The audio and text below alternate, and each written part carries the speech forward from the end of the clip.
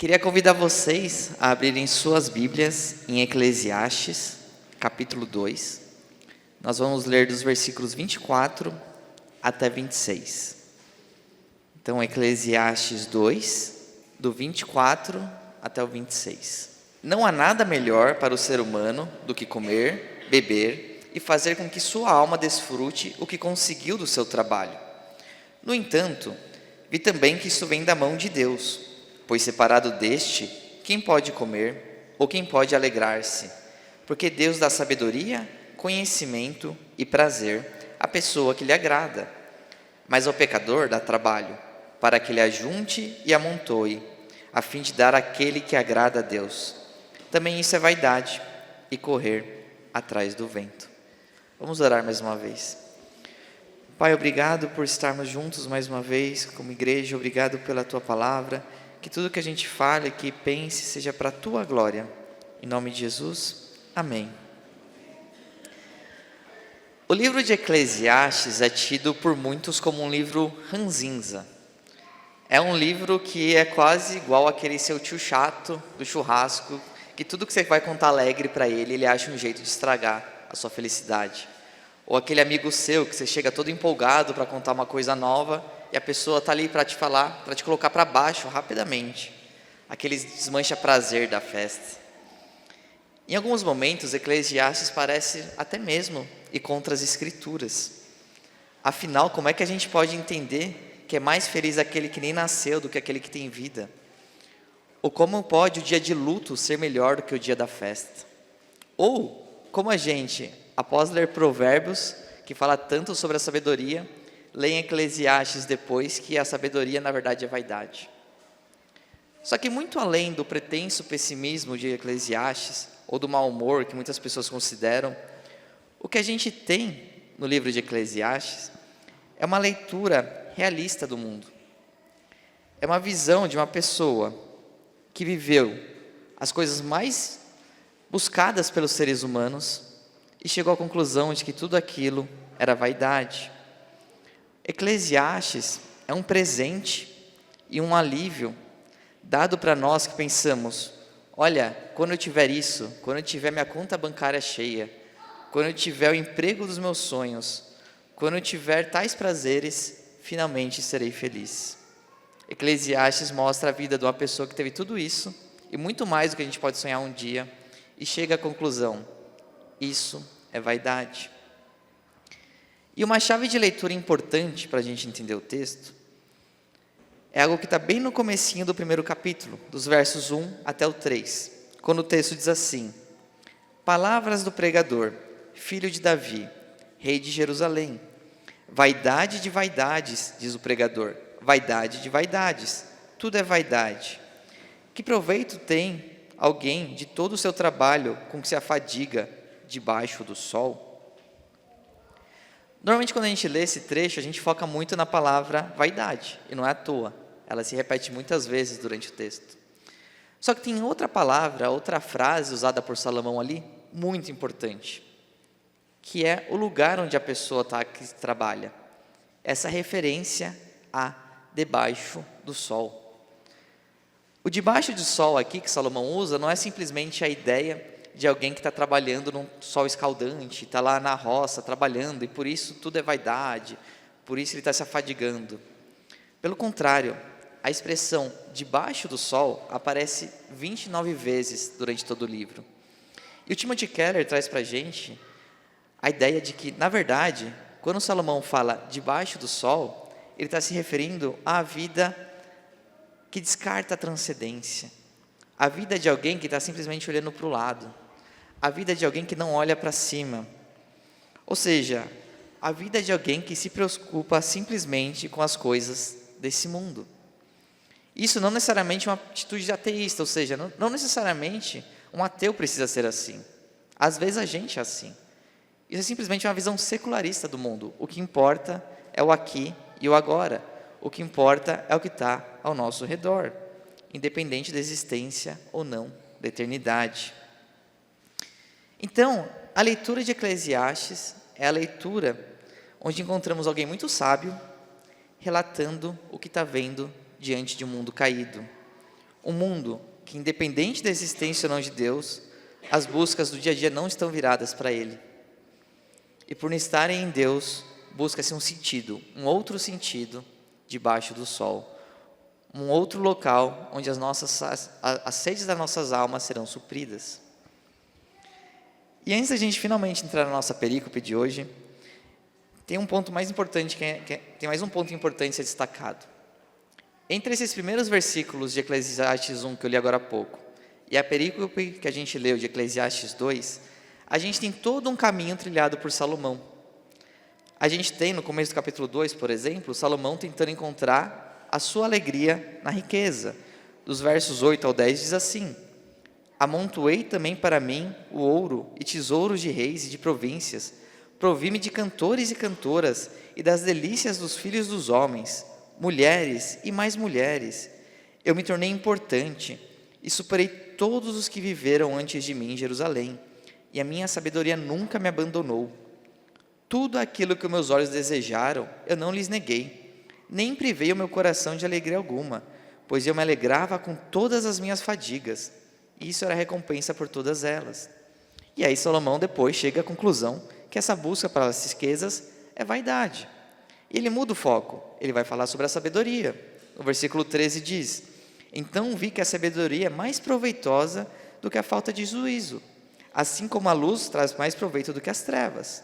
O sábio tem os seus olhos bem abertos, enquanto o tolo anda em trevas. Contudo, entendi que a mesma coisa acontece com ambos. E finalmente ele chega e procura no trabalho esse sentido para a sua vida, essa fonte que vai saciar a sede de sua alma. Nos versículos 18 a 19 diz: também perdi o gosto por todo o meu trabalho, com que me afadiguei debaixo do sol, pois o resultado de tudo isso ficará para quem vier depois de mim. E quem pode dizer se ele será um sábio ou um tolo? No entanto, ele terá domínio sobre todos os ganhos das minhas fadigas, e sabedoria debaixo do sol. Isso também é vaidade. A conclusão sempre é a mesma: tudo é vaidade. Então, o que Salomão traz para a gente é a perspectiva do mundo da forma mais adâmica possível. Viver diante de uma realidade em que se tenta, por suas próprias forças, encontrar a felicidade. É querer ser como Deus, querer enxergar e buscar no mundo uma satisfação ao conquistar a tão sonhada riqueza, o tão sonhado conhecimento, ou aquele almejado trabalho, que enfim, teoricamente, vai trazer a plenitude para as nossas almas. Para a gente entrar um pouco no texto de hoje, a gente vai dividir ele em 3 partes. A primeira parte é o versículo 24a, que é a alegria em meio ao desespero. A segunda parte vai do 24b até o 25, que é a condição para a alegria. E por fim, o versículo 26, o castigo ao pecador. Então, 24a, a alegria em meio ao desespero, 24b e 25, a condição para a alegria, e no versículo 26, o castigo ao pecador. Então vamos para a nossa primeira parte do texto. Para esse trecho fazer sentido, a gente precisa ler o contexto que antecede. Então convido vocês a lerem no capítulo 2 de Eclesiastes, a partir do versículo 18. O texto diz assim: também perdi o gosto por todo o meu trabalho, com que me afadiguei debaixo do sol, pois o resultado de tudo isso ficará para quem vier depois de mim. E quem pode dizer se ele será um sábio ou um tolo? No entanto, ele terá domínio sobre todos os ganhos das minhas fadigas, e sabedoria debaixo do sol. Também isso é vaidade. Então tratei de fazer com que o meu coração perdesse a esperança de todo o trabalho com que me afadiguei debaixo do sol. Porque uma pessoa pode fazer o seu trabalho com sabedoria, conhecimento e habilidade, mas deixará o seu ganho como herança a quem por ele não se esforçou. Também isso é vaidade, grande mal. Pois que proveito alguém tem de todo o seu trabalho e da fatiga debaixo do sol, do coração, em que anda trabalhando debaixo do sol? Porque todos os seus dias são cheios de dor, e o seu trabalho é desgosto, nem de noite o seu coração descansa. também isso é vaidade. Não há nada melhor para o ser humano do que comer, beber e fazer com que a sua alma desfrute o que conseguiu do seu trabalho. Imagina só você sendo filho de Salomão, um herdeiro de Salomão, e lendo esse texto aqui. Todo ansioso para receber a herança do seu pai, para ter tudo que ele tem, todos os bens, as riquezas. E aí você lê Salomão falando, puxa, não quero mais trabalhar tanto, porque vai que meu filho gasta tudo. Vai que meu filho perde todo esse dinheiro. Salomão fica desesperado em pensar que todo aquele seu dinheiro vai ser gasto por um filho em Mishak Nimer Kitan, que no hebraico profundo significa jogo do tigrinho. E aí, pensando nisso, ele chega à conclusão, isso é vaidade, é correr atrás do vento. Imagina só, eu juntando toda essa riqueza, todos esses bens, toda essa construção que eu estou fazendo, e meu filho gasta tudo em bets, gasta tudo nessas besteiras, gasta com mulheres, gasta com qualquer coisa. Isso aqui é vaidade. De que adianta eu trabalhar loucamente, não dormir à noite, fazer um monte de coisa, me esforçar, afadigar meu coração, não ter descanso à noite, se não piscar de olhos, tudo isso aqui pode se perder. Essa ideia lembra muito aquela parábola que Jesus conta em Lucas 12, que diz assim, o campo de um homem rico produziu com abundância, então ele começou a pensar, que farei, pois não tenho onde armazenar a minha colheita? Até que disse, já sei, destruirei os meus celeiros, construirei outros maiores e armazenarei todo o meu produto e todos os meus bens. Então direi à minha alma, você tem em depósito muitos bens para muitos anos. Descanse, coma, beba e aproveite a vida. Mas Deus lhe disse, louco, essa noite lhe pedirão a alma. E o que você tem preparado? Para quem será? De que vale construir grandes impérios se a gente não pode aproveitar deles? De que vale montar uma empresa gigante se os herdeiros vão destruir ela?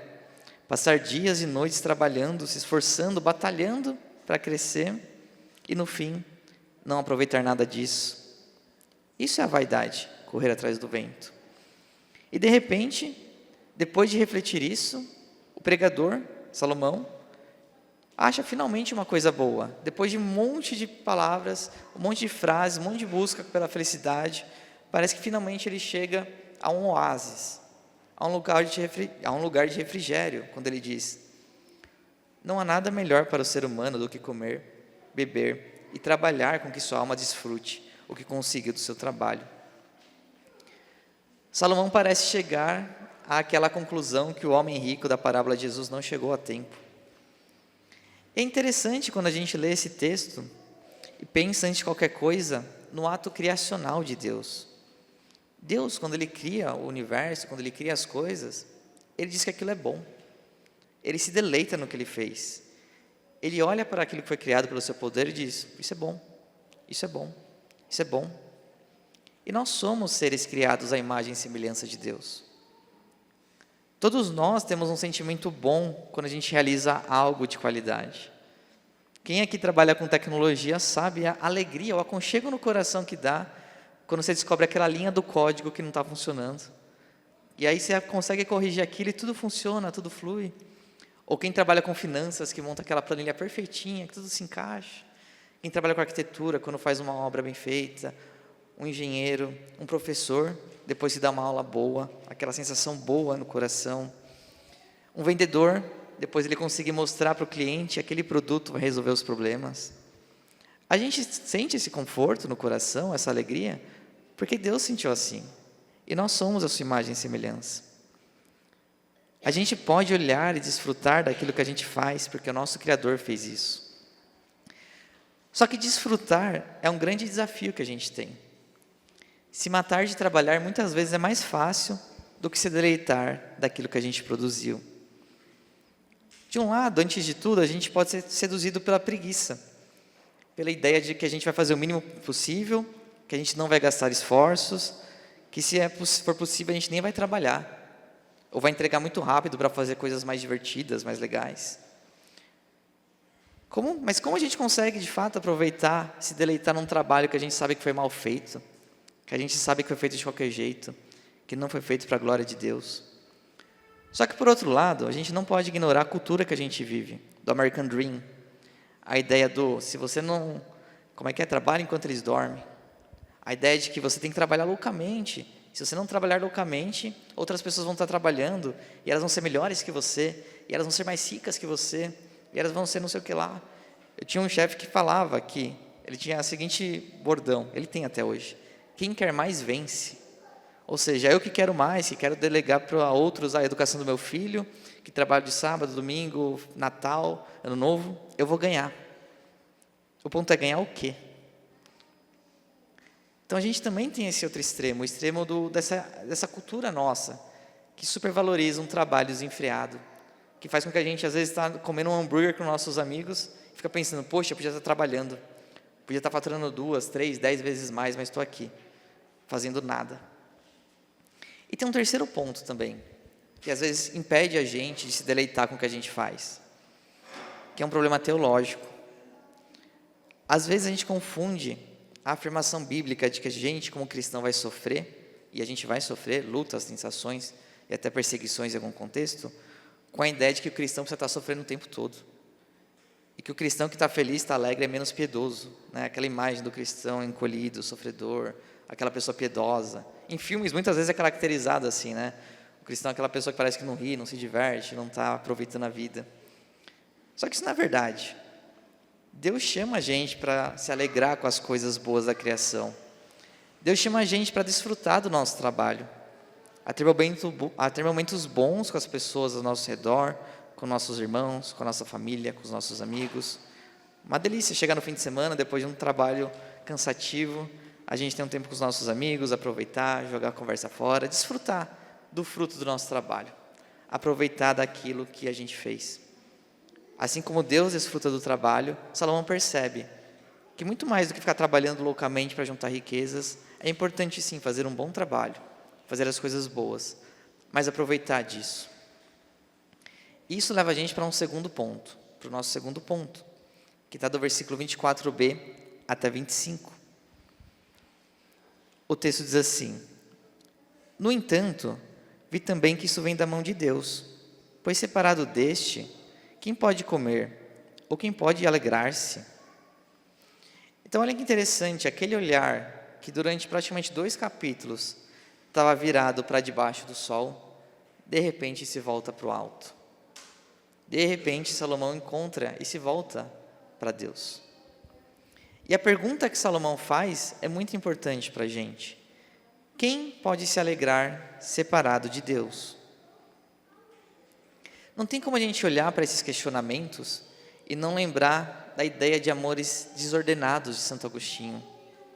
Agostinho traz as seguintes palavras, bastante famosas: tarde te amei, beleza tão antiga e tão nova, tarde te amei. Eis que estava dentro de mim, e eu lá fora a te procurar. Eu, disforme, me atirava à beleza das formas que criaste. Estavas comigo, e eu não estava em ti. Retinham-me longe de ti aquilo que nem existiria se não existisse em ti. Tu me chamaste, gritaste por mim e venceste a minha surdez.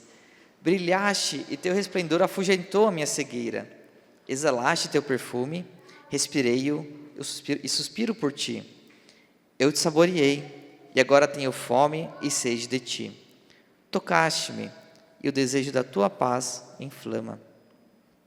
Eis que estava dentro de mim, e eu lá fora a te procurar. Esse trecho por si já daria uma belíssima série de estudos aqui para a igreja.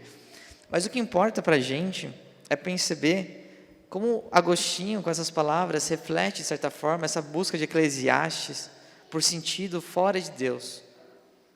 Agostinho diz uma frase muito interessante nesse trecho que a gente leu. Retinham-me longe de ti aquilo que não existiria se não existisse sem ti. Ou seja, me afastavam de Deus as coisas que sem Deus nem mesmo existiriam. A criação de Deus afastou Agostinho e muitas vezes afasta a gente do Criador dessa criação. Quando a gente ama mais a criação, quando a gente coloca mais a nossa expectativa na criação que no Criador, a gente tem o que Agostinho chama desses amores desordenados. Qual que é a ideia do amor desordenado? É colocar num patamar acima do Criador qualquer coisa. e achar que aquela coisa vai dar felicidade para a gente, vai de fato preencher nosso coração. Isso não é simplesmente uma questão filosófica, teológica, é como as coisas são. As coisas foram criadas de Deus com uma ordem. Deus é mais importante que todas as coisas, as outras coisas são menos importantes, isso é um fato da realidade. Então não adianta, por exemplo, eu exigir que um cavalo voe, só porque eu acho que ele deveria voar. Da mesma forma, não adianta a gente exigir que um trabalho, uma riqueza, uma sabedoria, vai trazer para a gente um preenchimento da vida, só porque eu acho que aquilo vai preencher. Não é assim que as coisas funcionam. E a graça de Eclesiastes é ver que Salomão conseguiu coisas que a gente talvez, muito provavelmente, nunca vai conseguir. A riqueza que ele teve, a sabedoria que ele teve, o conhecimento que ele teve, os trabalhos que ele teve. E mesmo alguém que conseguiu coisas muito melhores que um dia a gente sonha, chegou lá e disse, isso é vaidade. Por que isso é vaidade? Porque Salomão estava procurando se encontrar ali. E esse trecho que a gente leu agora mostra que a frase que ele diz, quando ele finalmente consegue se deleitar nas coisas, só vem quando ele se encontra com Deus. O pecado afeta a criação de muitas formas. E uma delas, sem dúvida, é afetar a forma como a gente enxerga e ordena nosso coração com relação ao nosso Criador e com relação às coisas criadas. Um exemplo muito bom disso são os bebês reborn. Não sei quantos de vocês têm visto essa nova febre, mas essa semana eu li uma notícia, e parece ser verdade, de uma advogada falando que um casal que está em divórcio entrou em contato com ela para disputar a guarda do bebê, boneco. O que é isso, se não uma desordem da criação? Colocar no mesmo patamar de uma criança de verdade um bebê que você pode ir na loja comprar por, não tem ideia quanto custa, mas enfim, você pode comprar. E com certeza é muito mais barato do que ter um bebê. E as pessoas estão disputando isso com o advogado. É uma desordem da criação. É uma bagunça da criação, das coisas como elas são. Então, mais uma vez, o que Salomão demonstra para a gente de forma clássica, prática em Eclesiastes, é a atitude de um filho de Adão, de alguém que acha que de forma autônoma vai encontrar algo que vai trazer satisfação para o seu coração. E o resultado sempre é desilusão. E depois de uma busca em vários ambientes, depois de 2 capítulos do texto, finalmente a alegria aparece. E ela está vinculada e dependente da mão de Deus. Falamos agora há pouco sobre fazer parte de nós, criaturas de Deus, o aspecto da criação, o reflexo de fazer coisas e se deleitar nisso. Mas a gente não pode esquecer que nosso Deus, além de Criador, é um Deus trinitário, é um Deus relacional. A famosa doutrina da pericoresis, que expõe a relação entre as pessoas da Trindade, a famosa dança da Trindade, em que mostra para a gente que o Pai ama o Filho se entrega pelo Pai, o Espírito aponta para o Filho, enfim, as pessoas da Trindade estão lá sempre se entregando, amando umas às outras. E nós somos, mais uma vez, seres imagem e semelhança de Deus. Nós somos seres relacionais. Nós somos seres que fomos criados para participar dessa relação com o outro e com Deus. A gente é chamado para que nosso relacionamento último seja sempre em busca do Senhor e da outra pessoa. Enquanto Salomão estava buscando, de toda forma, encontrar satisfação para si no trabalho, na riqueza, na sabedoria, ele sempre se frustrava. Quando finalmente essa busca vinha acompanhada de Deus, finalmente ele descansa, finalmente ele desfruta. Afinal, separado do Senhor, quem pode aproveitar do seu trabalho? Essa é a pergunta de Salomão. Uma das maiores crises que eu já tive na vida, e eu sei que muitos aqui devem ter até hoje, ou já tiveram, é crise vocacional. Qual carreira eu devo seguir? Qual que vai me fazer mais feliz? Qual que eu vou dar melhores condições para minha família? E não é errado fazer nenhuma dessas perguntas. Mas antes de tudo, talvez a primeira pergunta que a gente precisa se fazer é: onde eu vou cumprir melhor aquilo que eu fui chamado para fazer?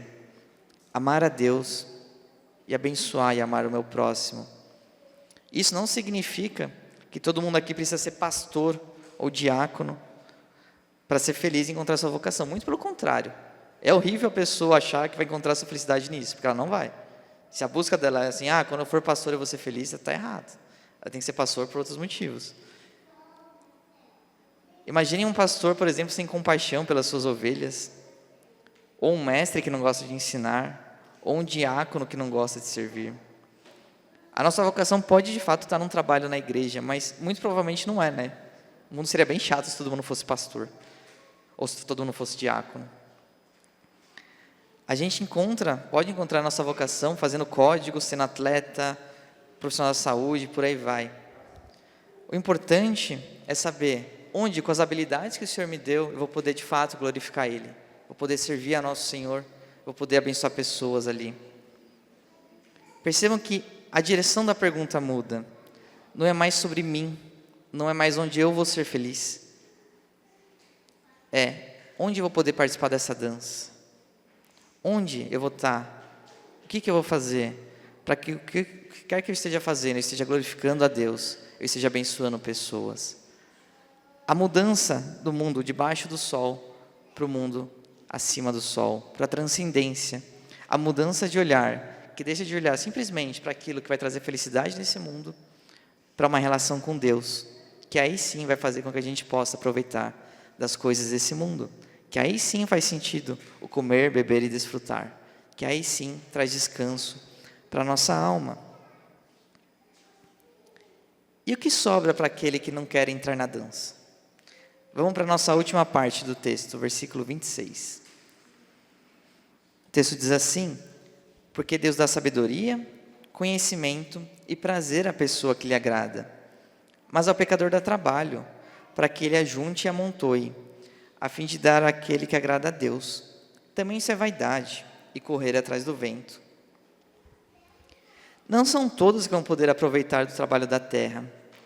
Existem aqueles que vão continuar com o olhar direcionado para o mundo debaixo do sol, que não vão conseguir, no fim do dia, olhar para o que construíram e aproveitar daquilo. Sempre vão estar correndo atrás de vaidades e vaidades para encontrar seu descanso. Kierkegaard, um filósofo cristão, diz o seguinte: se o ser humano quer esquecer Deus e alimentar-se a si mesmo, então temos a preocupação com o sustento.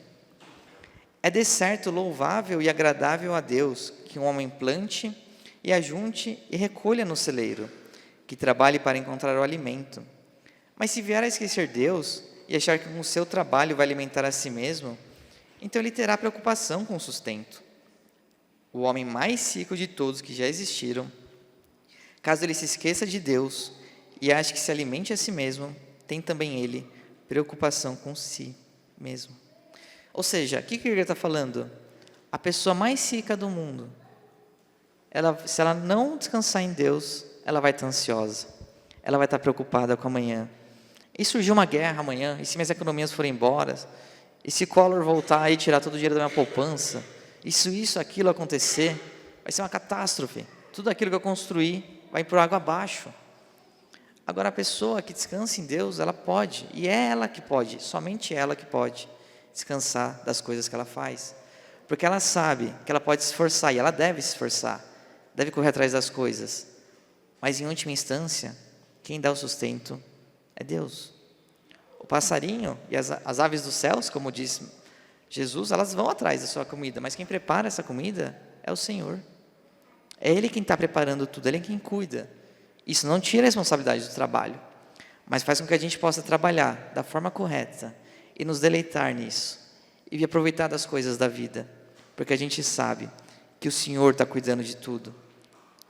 A fórmula básica, então, não é trabalhar que nem louco, mas é trabalhar, não é procurar conhecimento que nem louco, mas tudo isso é importante, a gente pode buscar conhecimento, a gente tem que trabalhar, a gente tem que juntar riquezas, mas tudo isso não como um fim em si mesmo, mas como algo que a gente pode aproveitar das coisas que Deus deu, mas sempre na dependência do nosso Senhor, sempre fazendo isso para glorificar Ele e para descansar em Cristo. E a fórmula então parece ser muito fácil, só pelo que Salomão diz, né? Basta eu agradar a Deus, que eu vou ter conhecimento, vou ter sabedoria e vou ter prazer. O ponto é que, como bons cristãos reformados, a gente sabe que é impossível agradar a Deus, a não ser pela obra de Cristo. Apenas Cristo pode libertar a gente desse mundo de vaidades, para a gente restabelecer a nossa relação com Deus, com os outros e com o mundo ao nosso redor. É só por meio de Cristo que a gente pode cumprir a nossa vocação da maneira correta. Que a gente pode se deleitar após um dia de trabalho e descansar no cuidado do Senhor, ao mesmo tempo que a gente se alegra por tudo aquilo que a gente fez. Jesus foi aquele que, diante de tantas tentações, seja no deserto, seja do próprio povo querendo fazer ele rei, soube dizer não para as recompensas imediatas, soube negar o que muitos consideram sucesso. Cristo mostra para a gente a vida de alguém com os amores ordenados, amando o Pai, vivendo apontando para Ele e abençoando as pessoas à sua volta.